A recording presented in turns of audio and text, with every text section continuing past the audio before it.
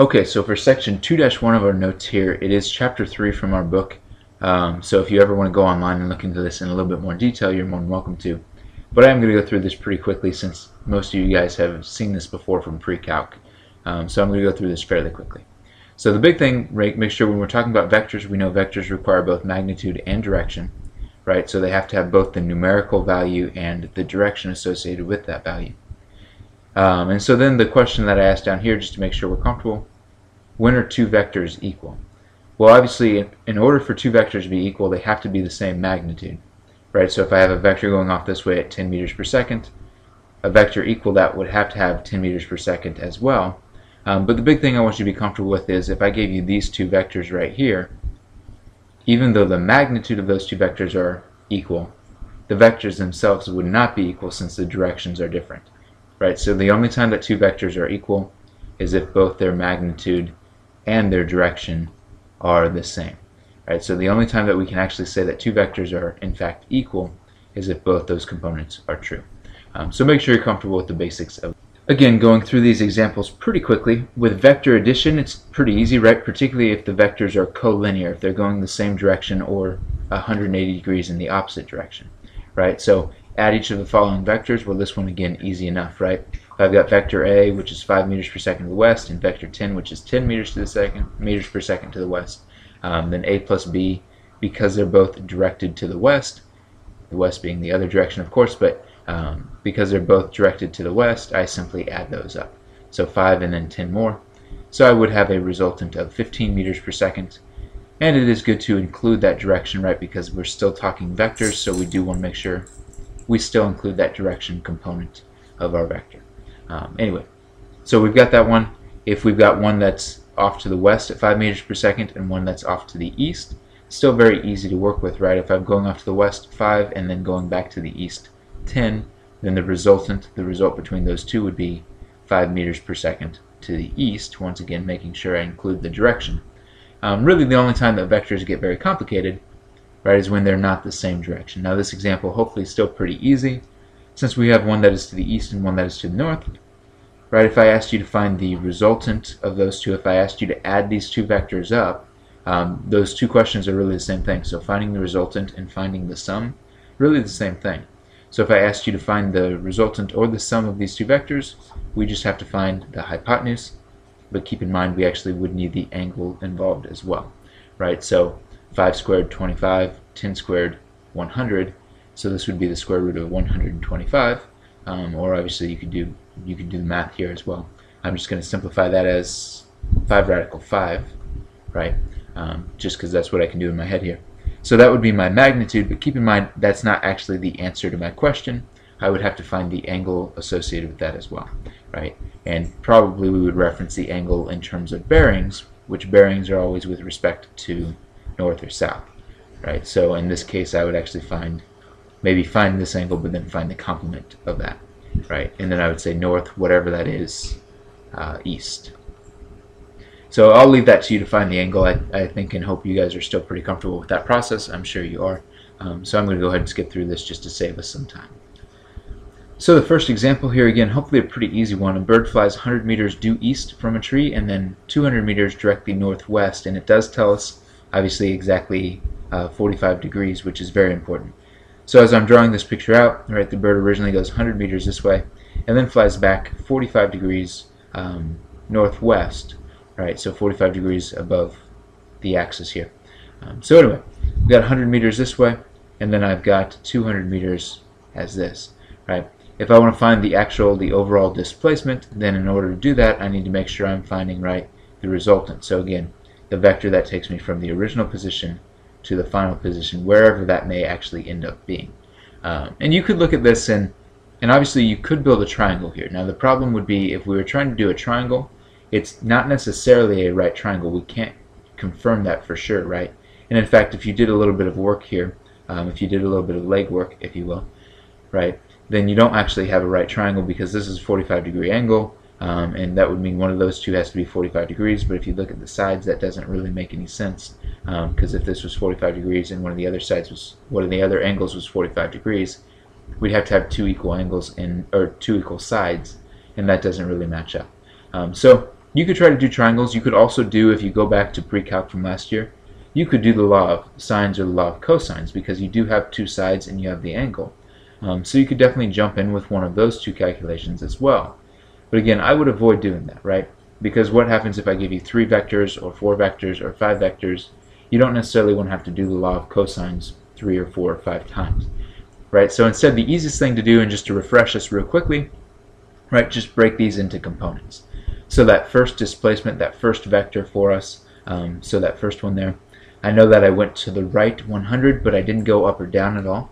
So my x component would be a positive 100 since I went off to the right, and I'll just define that as positive. My y component for that first one would be 0. Again, I didn't go north or south at all. And then breaking my second vector right into its components. So the vector that goes up here at 25 degrees, or at 45 degrees, excuse me, and I know it goes 200 meters. So I can find then the two components of that, and that simply helps me break this up. Right, so 200 times cosine of 45, and keep in mind this would be the same then as 200 times the sine of 45, right, since sine and cosine of 45 degrees are both radical 2 over 2. So we could calculate that. We get our x2 would equal whatever we get from that calculation, so we get about 141.4. And this time I'm going to define that as negative, since I am going back to the west for that second component, right?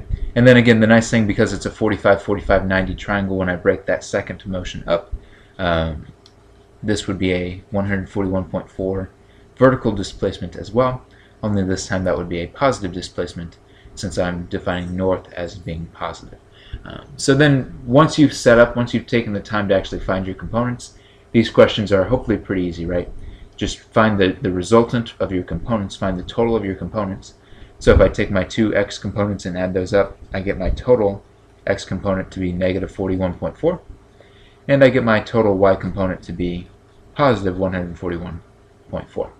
Right? So then building my final triangle from this to find my bird's displacement, the bird goes 41.4 meters to the west, and then it goes 141.4 north.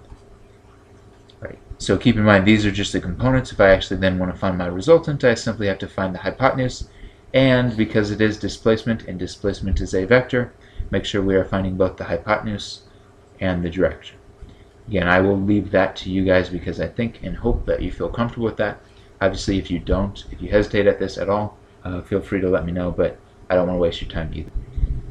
Okay, so just a quick concept with this. Does the order of vector addition influence the net displacement?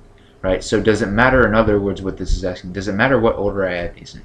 Well, I've got a couple vectors that I can move around, so I went ahead and just made copies of these that I can move.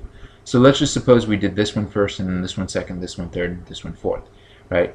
So if I start here, I start at my location down here, and then I do my first displacement, and then I move my second one from the head of that first arrow to here, and then I move this one, again, head to tail there, and then I move this one, head to tail there, right? What I find out then is after those 4 displacements, I started here, and then I ended over here. So the resultant of those 4 displacements would be almost a straight horizontal line in this particular case, right? So again, the question is, does the order matter? Well, let me just take these and scramble the order for us, right? So let's say maybe I did, and I don't want to do that one first just because I go off the page, but you certainly could do that one first. Maybe I do this one first, and then I do this one, and then I do my third one here, right? And then I do my original one that was the first one. Once again, you should notice that no matter what order I do those in, I start at the same place, I end at the same place. So in simple, does the order of the vector addition influence the net displacement? No, it doesn't. And the reason for that is, right, we're always just breaking these up into their components and finding their total, the resultant components. So it doesn't matter what order you choose to add them in, simply add them in whatever order makes the most sense to you as you're working through. So anyway, hopefully that was a good illustration of that. So then a quick concept question, and these can be kind of tricky, right, because they don't give us any numbers, they don't give us any magnitudes to work with, but this is definitely the type of thing they may ask you to do, particularly when we get to forces a little bit more. They may ask you what's the net force or what's the direction of the net force. or something like that. So try this on your own. If you haven't already tried this, maybe pause this and look at this first, and then check this again in a couple seconds here. But A1 plus A2 plus A3, if we think about which way the net result of that would go, well, I would kind of do this just two at a time. And what I mean by that is when I look at this diagram over here, I notice that A1 and A3 are working against each other. And while it's maybe not exactly, A1 is pretty close to half the length of A3, right? So A1, if A1 is about half of A3, then if I summed those two up, the resultant from A1 and A3 would be a vector that's still in that same line. It's still collinear with those two. But it's only about half the length of A3 because, again, A1 worked against it. So this is my vector for the combination of A1 plus A3. And then I'd still have vector A2 going down at this angle. Well, the reason that I like doing those two first is, at this point, if we look at the resultant between A1 and A3 and we look at A2, it looks like they're pretty close to being equal magnitude but opposite down here in these angles, right? And so if we think about the components of each one, well, each one goes down, but then one goes left and one goes right. Well, if they're equal magnitude, the left and the right components are going to cancel out, but the downward components here, the vertical components, are simply going to double up, right? So the resultant of all three of those is probably going to be something pretty similar to C. Now, would it be off at an angle? It's possible, depending on if A3 and A1 aren't exactly 1/2 or something of that nature, right? But it's not going to be as significant as B or D. And so that's where I can pretty safely roll it down to C. So maybe a little bit tricky here to visualize, but I do want you guys to get some practice and get some comfort doing these visual examples like that. This example, once again, I'm not going to waste your time on, so you guys could probably read through this and do it on your own. Hopefully you could do it on your own. I will help you set it up if you need to real quickly, but then again, I'll leave it to you to calculate everything. So Caroline drives her car north at 30 kilometers an hour for 1 hour. So here she's going north, 30 kilometers per hour for 1 hour, so I know that would be a result of 30 kilometers north. Then she goes east 60 kilometers per hour for 2 hours, so she's actually going a pretty good distance right to the east because she's going 60 but for 2 hours, so she goes a total of 120 that way. And then she once again goes to the north at 50 kilometers per hour for 1 hour, right? So again, just breaking up all these levels, this would be 30, this would be 120 kilometers, right? Kilometers for each of these. And then this would be 50. So if I want to find then the total displacement, once again, I'm just looking for how far is it from where she started to where she ended, and what is the final resultant, right? What is the final displacement of that motion? Okay, so I'll leave this to you to calculate. Again, at this point, it's actually pretty easy because you don't even have to break these up into components. You know that your total horizontal component, right, would be 120 because she goes off 120 to the east here, and then your total vertical would simply be 30 plus 50, so 80. So you would just build a triangle out of that and then find your hypotenuse and your angle. Again, I know you guys can do that, so I won't waste your time anymore. Another quick concept check, and I do hope you guys look at this one because odds are if you don't read the question closely, you probably just answer C because it looks like it's going to be similar to what we saw earlier. But so we've got A going up this way and I got B going down this way. So if I were to just add A and B up, I would get something like C because I'd have this going over and up, I'd have this going over and up. Those two components that are both going off to the right would add up, whereas these two would cancel out. And so my resultant, if I just took A and B and added them together, yes, I would get C. But that's where I hope you look closely at the directions. The directions say, I don't want to add A and B, I want to take 2 times A and then subtract B, right? So basically the point of this example just to show us if we do take a scalar, just a number, and multiply it by a vector, all it does is it doubles the length of that vector, right? So now A is going twice as far up this way, so maybe here's my A, right? So now this is 2A, and then if I'm subtracting B, when you subtract a vector, and this goes back to something we saw last year, and again, hopefully something you saw in some pre-calc, but if I subtract the vector, I reverse the direction, right? So I'm going to take B from the end of where my 2A's were, but I'm going to flip its direction 180 degrees. So I'm actually going to go up and over this way a little bit. So then my resultant, the only one that looks anywhere close to that, would be straight from the original starting spot to the final ending place. And again, the only one that even closely resembles that would be A, right? B looks like it may be just 2A by itself, and then these other ones don't quite fit.